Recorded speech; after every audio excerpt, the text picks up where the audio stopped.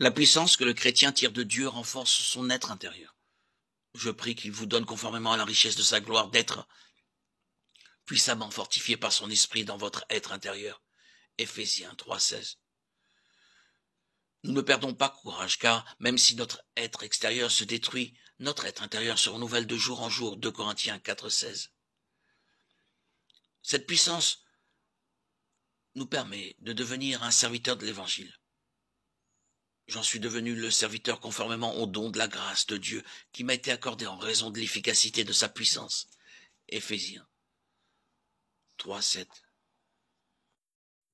En Éphésiens 4, 11, 12, Paul fait la liste des dons fondamentaux dans l'Église locale, qui sont distribués pour l'édification du corps de Christ.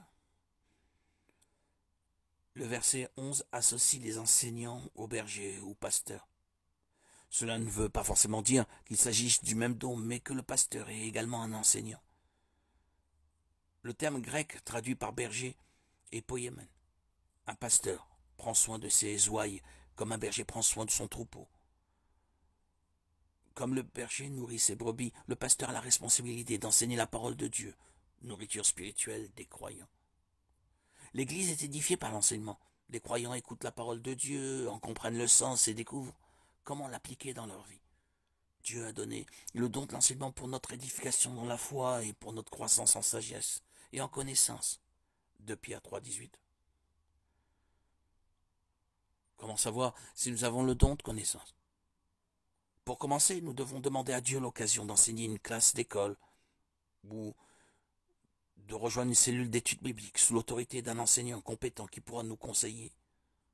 Si nous voyons que nous sommes à l'aise pour expliquer le sens de la Bible et que les autres nous comprennent, cela veut probablement dire que nous avons ce don et pouvons demander à Dieu davantage d'occasions de l'exercer et de le développer.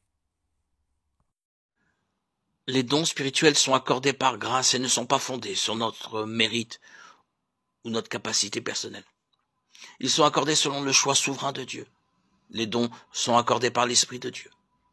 Ainsi, les dons font partie de la nouvelle vie qui nous est accordée en Christ et peuvent être radicalement différents de nos capacités ou désirs ressentis avant le salut.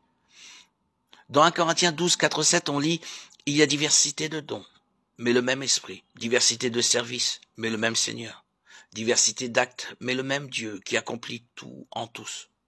Or, à chacun la manifestation de l'esprit est donnée pour le bien de tous.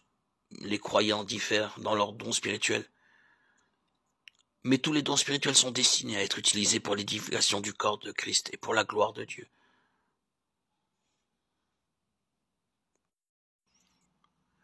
Beaucoup de disciples de Jésus-Christ cherchent l'assurance du salut au mauvais endroit. Dans notre croissance spirituelle, ce que Dieu fait dans nos vies, nos bonnes œuvres et notre obéissance à la parole de Dieu, qui se manifeste par notre démarche chrétienne. Ces choses peuvent être des signes de notre salut, mais nous ne devons pas baser notre assurance du salut sur elles, mais plutôt sur les vérités objectives de la parole de Dieu. Nous avons l'assurance du salut par les promesses de Dieu, pas par notre expérience subjective. Comment pouvons-nous donc avoir l'assurance du salut? Lisez donc 1 Jean 5, 11, 13. Or, voici ce témoignage. Dieu nous a donné la vie éternelle, et cette vie est dans son Fils. Celui qui a le Fils a la vie, celui qui n'a pas le Fils de Dieu n'a pas la vie. Je vous ai écrit cela à vous qui croyez au nom du Fils de Dieu, afin que vous sachiez que vous avez la vie éternelle. Qui a le Fils? Celui qui croit en lui. Jean 1, 12. Si vous avez Jésus, vous avez la vie, non temporelle, mais éternelle.